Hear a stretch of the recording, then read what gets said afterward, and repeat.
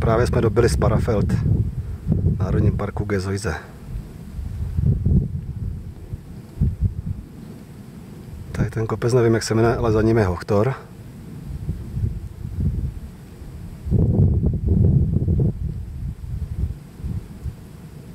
Je dneska opar, ale to vůbec nevadí.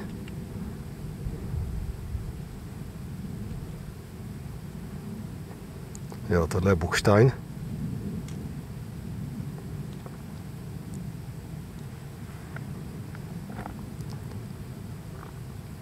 No, tady je fantastický výhled do údolí.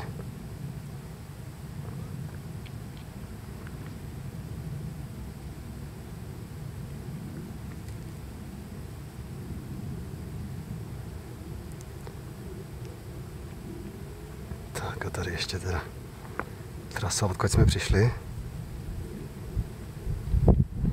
Je fakt paráda.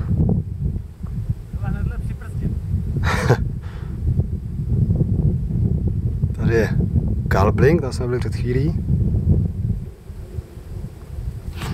No, tady je vlastní vrchol Sparafeldu, kde je Martin.